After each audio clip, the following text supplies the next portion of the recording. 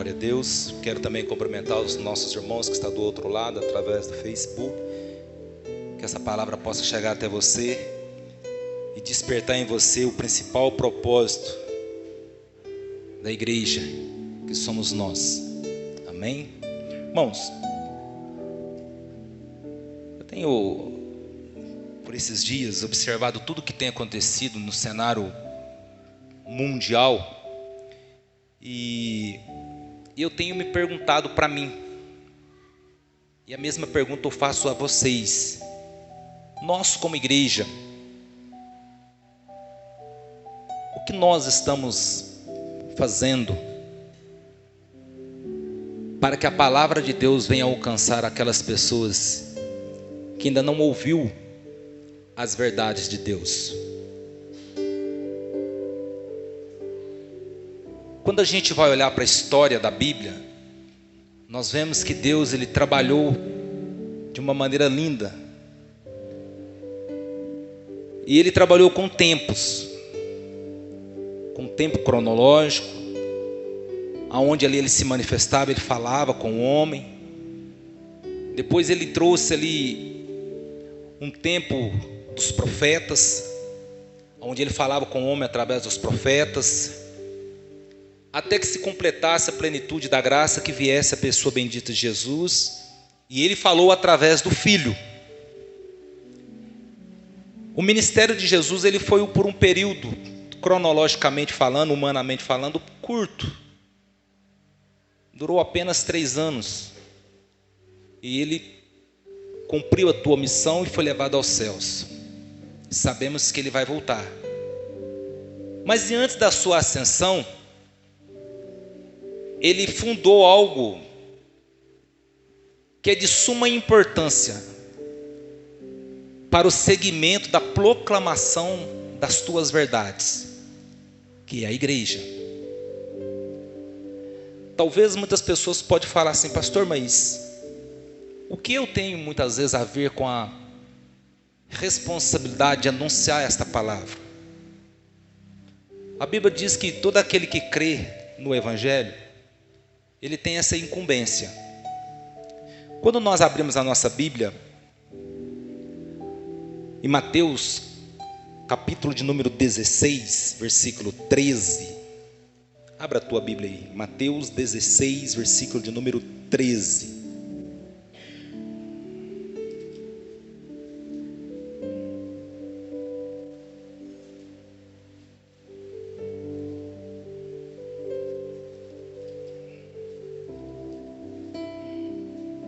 Jesus,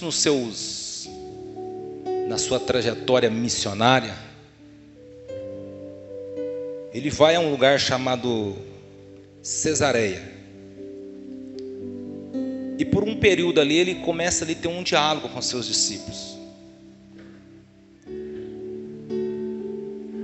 Até então, eles ainda não tinham o entendimento do sentido, do propósito real daquele ajuntamento, daquele agrupamento de pessoas. E a partir dali Cristo ele institui, ele forma o que hoje nós entendemos como igreja. Lembrando que quando nós vamos às vezes para os originais, nós vamos ver essa palavra igreja, nós vamos ver comunidades, porque a palavra igreja é uma palavra grega. Amém? No versículo de número 13 está escrito assim: quando Yeshua, isto é Jesus, entrou no território de Cesareia de Filipe, perguntou aos talmidins, isto é, aos discípulos: quem as pessoas dizem que é o Filho do Homem é? Olha a pergunta que Jesus está dizendo. Imagina o cenário, entra na história. Jesus ali está com seus discípulos, ensinando eles, discipulando eles. Ele se dirige aos discípulos e faz uma pergunta objetiva e direta: quem as pessoas aí de fora, quem o mundo lá fora diz quem sou? Vocês já ouviram aí falar, ou alguém perguntou a vocês quem sou eu? Então um dos discípulos, ele vai dar a resposta a Jesus. E olha o que o discípulo ele vai dizer. No versículo 13, parte B. Eles disseram: alguns dizem que é Yohanan, isto é, João, o imersor. Outros, Eliahu, isto é, Elias. E outros, Jeremias, ou algum outro dos profetas. Então eles trazem aqui alguns personagens que foi de suma importância, né, dentro do contexto histórico judaico. Olha, estão comparando, estão dizendo que o senhor aí é o João, aquele que batizava. Estão dizendo que o senhor aí é Jeremias. Outros estão dizendo que o senhor é Isaías. E muitos poucos aí dizendo que são outros profetas. Eles não tinham ainda o entendimento, aquela compreensão clara, que aquele a quem vos falava era o Messias, o prometido. Então Jesus se dirige a eles agora e faz uma pergunta clara: e vocês? Eu pergunto para vocês agora: o que vocês pensam que sou? Quem eu sou para vocês? Talvez essa pergunta ela pode agora também ecoar lá dentro do seu coração. Para você, o que Jesus é? O que Ele representa para você? O que Deus de fato tem sido para você no teu entendimento? De toda a tua trajetória de vida, desde quando você ouviu pela primeira vez acerca da palavra de Deus, acerca da misericórdia, da graça, da bondade de Deus, qual é o conceito que você formou dentro de si acerca de Jesus? Quem Ele é para você? Ou Ele é um cidadão bom que veio a esse mundo, fez coisas boas, morreu, ressuscitou, que diz que vai voltar. Outros pensam assim: a sua filosofia, seus ensinamentos eram muito bons, mas eu não acredito que realmente ele era o Filho de Deus. Existem pessoas assim.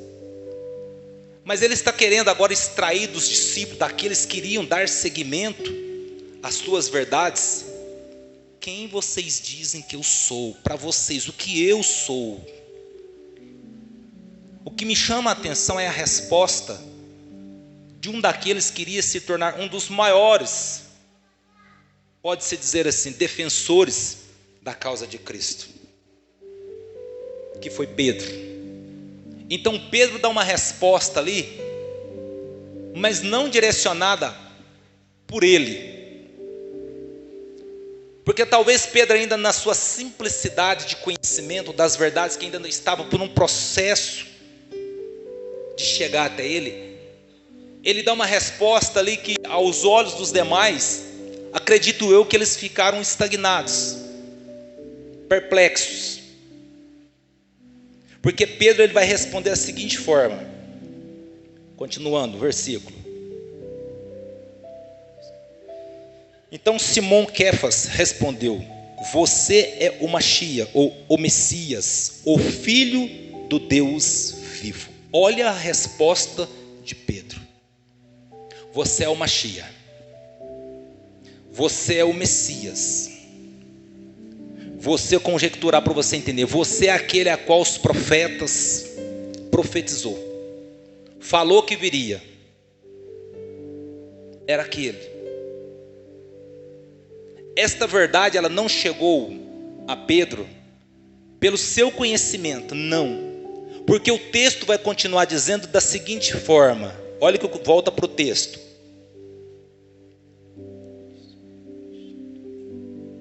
sim, Simão Barjonas. E Yoshua lhe disse: qual abençoado você é. Sabe por que Pedro aqui foi abençoado? Não é porque ele era melhor do que os demais, é porque naquele exato momento Pedro ele deu a liberdade para o Espírito de Deus fazer dele um canal da revelação de quem era o Messias. A primeira lição que eu aprendo: nós precisamos começar a darmos mais liberdades para Deus trabalhar na nossa vida. Deus quer abençoar a igreja. Deus quer nos abençoar, mas tem muitas pessoas que elas não estão dando liberdade para Deus usar elas. Elas ainda estão presas na ignorância, nas suas próprias vontades, mas elas não estão deixando com que Deus venha usá-las da maneira como Deus quer que elas sejam usadas. Pedro era sempre aquela pessoa que ele se colocava ali e ele sempre tinha aquela resposta, porque ele se colocava na dispensação. Ele falava, ele deixava com que a sua boca falasse. E o Espírito Santo, ele procura pessoas assim, pessoas para ser usada. Deus, ele não vai usar uma pessoa que não quer ser usada, porque ele é Deus, ele respeita. Mas ele procura pessoas que de fato estão ali na posição. E Pedro, ele se prontificou. Poderia ser qualquer outro, mas Pedro ali, ele se colocou. Então a palavra de Jesus falou assim: olha, você é uma pessoa abençoada. Como é bom sermos abençoados por Deus quando nós estamos na posição de sermos um canal da verdade de Deus. Você tem sido isso? Você tem deixado Deus usar você para abençoar? Porque esse é um dos propósitos e uma da responsabilidade da igreja, Vinícius. Abençoar. Marcos 16 e 15. Dentro da comissão ali de Deus para a igreja, eles ide e proclamai, pregai o evangelho. Muitas pessoas crerão, e aqueles que crerem através da proclamação de vocês serão abençoados, porque vocês irão carregar o meu nome. Vocês terão direito de usar o meu nome para libertar pessoas, para curar pessoas e para expelir demônios. Olha a importância de carregar esse nome lindo e maravilhoso que é o nome de Jesus. Nós abençoamos pessoas. Que igreja que nós temos sido? Qual é a função, o papel meu, seu, nosso como igreja? Será que se resume simplesmente vir aos cultos aos domingos, sentar nessas cadeiras, ficar aqui 2 horas, depois voltar para casa e trabalhar a semana toda, domingo vem de novo? Será que ser a igreja,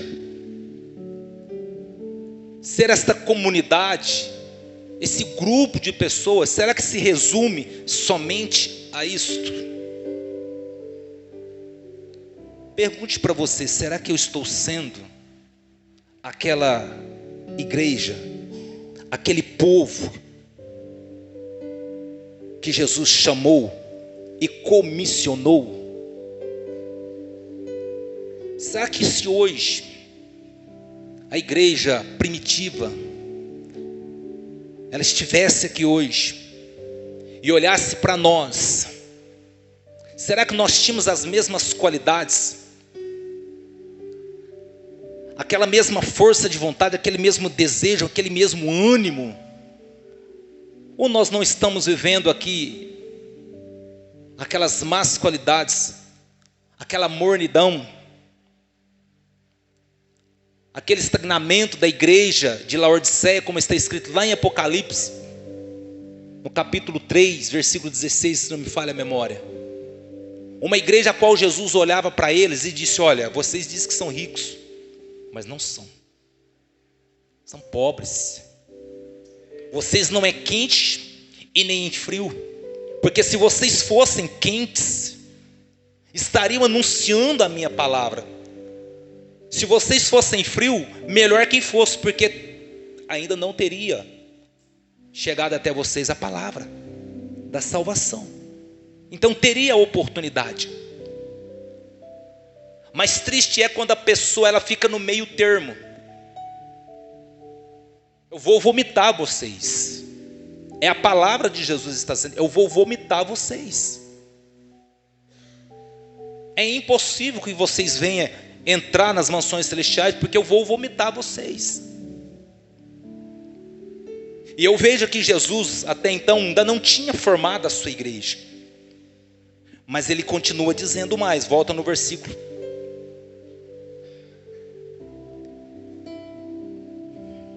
Qual abençoado é você?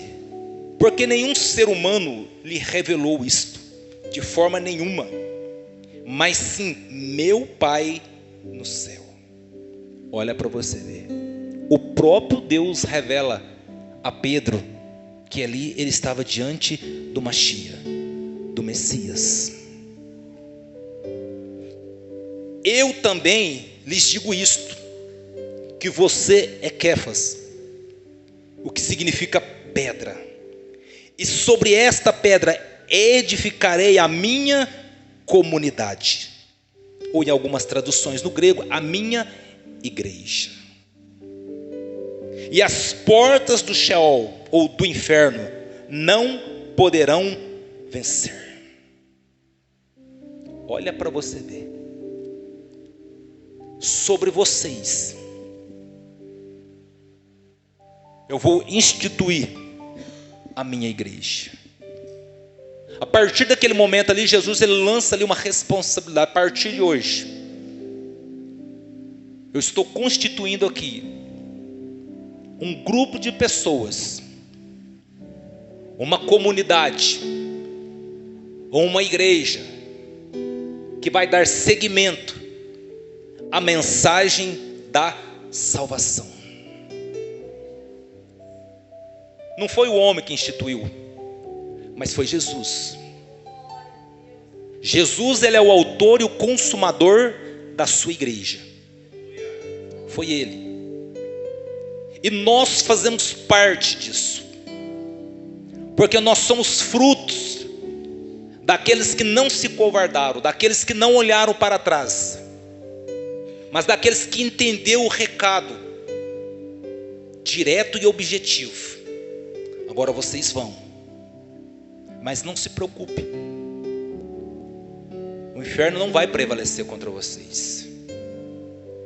Lutas virão, dificuldades enfrentarão, mas vocês serão mais do que vencedores. E quando eu olho para a igreja de Laodiceia, eu fico preocupado e eu começo a me perguntar, será que nós não estamos vivenciando isso? Porque o que está acontecendo no mundo, tudo que está acontecendo no mundo, a igreja, ela precisa estar ciente em acelerar o processo missionário cristão da volta de Jesus. Mas a Bíblia vai dizer que enquanto este evangelho do reino não for pregado nos quatro cantos, não virá o fim. Agora imagina muitas pessoas, imagina muitas mensagens que estão sendo lançadas nos altares das igrejas, dos ajuntamentos de pessoas, das comunidades. Um evangelho que muitas das vezes não mostra para a pessoa a responsabilidade que ela precisa ter. Porque enquanto mais as pessoas ficarem paradas, estagnadas, sem assumir esta responsabilidade, mais elas estão tardando a volta de Jesus. Porque a palavra vai dizer, esse evangelho precisa ser pregado nos quatro cantos, aí virá o fim. E nós como igreja, nós estamos fazendo a nossa parte. Você como igreja, você tem feito aquilo que Jesus comissionou para você? Ou você tem sido aquela pessoa, está vivendo a chamada mordomia cristã? A palavra já chegou até mim. Eu já conheço o caminho. O mundo que se exploda. Já estou com o meu nome no livro da vida. E não quero mais saber de mais nada. Eu vou escapar pela minha vida. Será que esse sentimento egoísta não tem rondado o teu coração? Imagina se a igreja primitiva tivesse agido desta forma. Imagina se Pedro Porque até então Pedro não era convertido, ele era convencido, andava com Jesus. Mas a conversão dele foi depois que Jesus ele morreu. Imagina se Pedro tivesse continuado naquela fraqueza espiritual. Tivesse ainda continuado, irmãos, naquele medo, naquela covardia de não assumir a responsabilidade. A palavra, de anunciar a palavra. Talvez ela teria chegado até você. Porque nós somos frutos daqueles homens, daquelas mulheres que disseram, olha, eu não vivo mais eu, mas Cristo vive em mim. Então, se Cristo vive em mim, então eu vou fazer aquilo que eu fui designado para fazer. Eu vou assumir este chamado. Vocês têm visto o que tem acontecido no mundo. Vocês têm visto o que tem acontecido lá em Israel, em Gaza. Nesse exato momento agora, aquele país, aquela nação está sendo bombardeada. Nesse exato momento tem centenas de pessoas sendo mortas, mutiladas, violentadas. E olha que aquele ali é pequenininho. Na Ucrânia a guerra ainda continua. Na África existe uma guerra acontecendo. Se você sair daqui agora e ir lá em São Paulo, no Rio de Janeiro, existe uma guerra acontecendo. E essas pessoas? Às vezes eu fico me perguntando, quando o Tiago ele diz, aquele que sabe que deve fazer o bem e não faz, ele peca. Ele peca. Será que nós não temos errado? Ou vamos continuar nessa mordomia? Irmãos, a igreja tem que acordar. Quantas milhares de pessoas foram mortas por esses dias? O número já está chegando quase em 4.000 pessoas que perderam as suas vidas. E esse número vai aumentar. E a pergunta que eu faço, será que o nome delas estava escrito no livro da vida? Será que estavam? Será que se estourar uma guerra dessa no nosso país, na nossa nação, será que todos nós, a nação brasileira, ela tem sido verdadeiramente evangelizada? Eu vou mudar o nome. Cristianizada? Pode-se dizer assim? Será que as pessoas elas têm recebido a verdade de Deus e procurado viver as verdades de Deus dentro de si?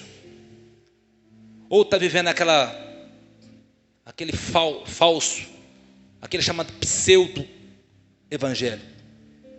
Aquela falsa sensação que está salvo. Onde não existe renúncia, onde não existe responsabilidade e compromisso com a verdade. Será que Deus vai nos levar para a eternidade? Por um dia, nós simplesmente ter falado, olha, eu te aceito, Jesus, mas eu não quero ter compromisso com nada. Eu não vou falar do teu amor, não. Eu não vou contribuir com a tua palavra, eu não vou contribuir com o teu reino, não. Eu vou ficar do jeito que eu estou. Domingo eu vou na igreja, quando der, quando não der eu fico em casa. Tá bom assim. A minha vida está boa. Será que esse foi o propósito de Jesus ter dizendo, tu és Pedro, eu vou edificar a minha igreja. As portas do inferno não vai prevalecer contra vocês. Por que Jesus falou isso? Porque existe um inferno, existe um reino maligno que tem tragado almas dia após dia, minuto a minuto, segundo a segundo. E muitas vezes nós estamos estagnados, parados. Estamos naquela mordomia.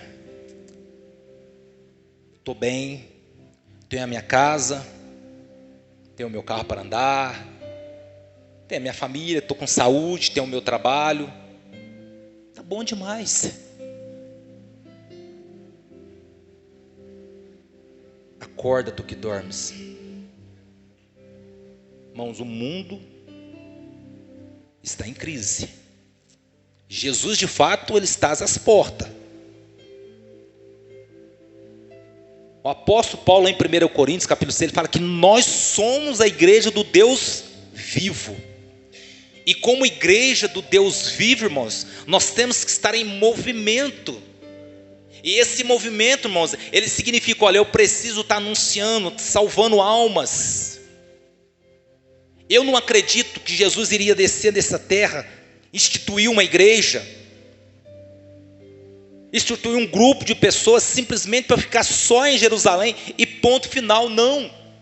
Ele disse, olha, vá para o mundo, pregue a minha palavra, saia dessas quatro paredes.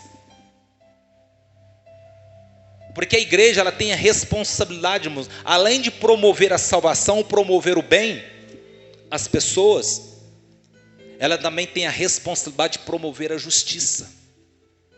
E o próprio apóstolo Paulo, lá em 1 Coríntios, ele vai dizer que a igreja, ela tem o poder de julgar, e ela vai julgar o mundo, os ímpios.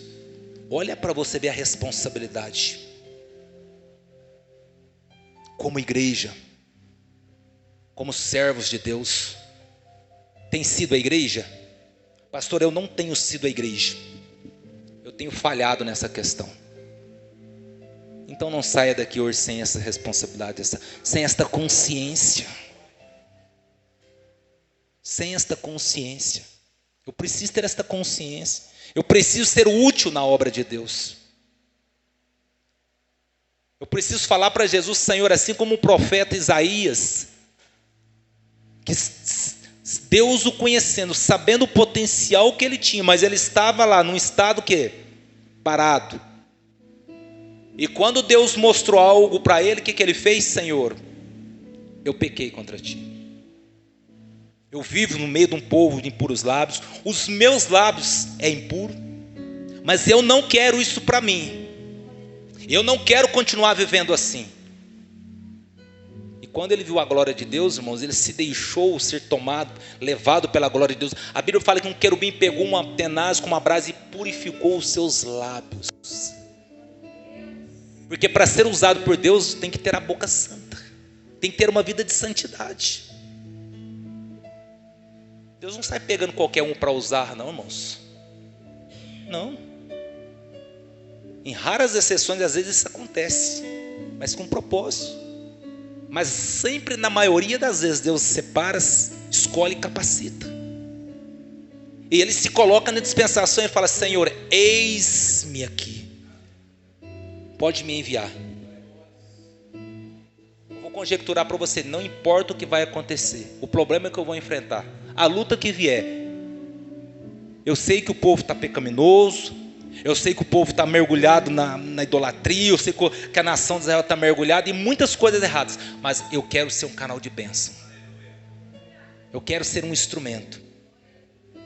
E Deus viu a sinceridade daquele homem, daquele profeta, e usou ele poderosamente. Então você pode hoje se levantar daqui como Isaías, como Jeremias, que não teve medo de falar a verdade para o rei, enquanto muitos profetas falavam, não, nós não seremos dominados, Babilônia não vai nos dominar. Não, você será dominado, você será pegado, Israel vai cair, nós seremos saqueados e levados cativos.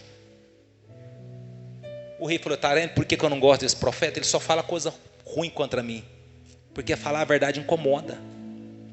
Falar a verdade incomoda. Pregar a verdade, irmãos, nem todos querem ouvir.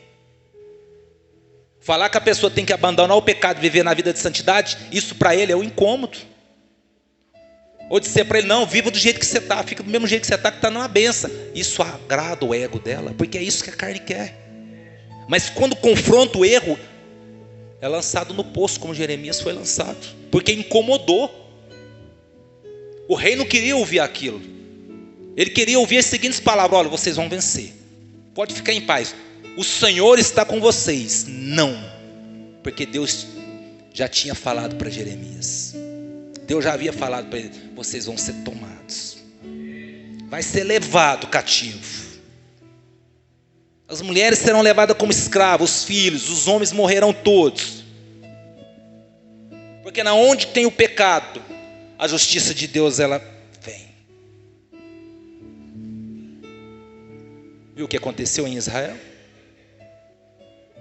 Aquela balada lá, Tem até o nome lá, como que chama o nome do negócio lá? Não, o nome do universo paralelo. Mais quase 300 pessoas aproximadamente, dançando, dando liberdade para a carne. Mais de 3.000 pessoas, né? Morreu 240, né? Aproximadamente, né?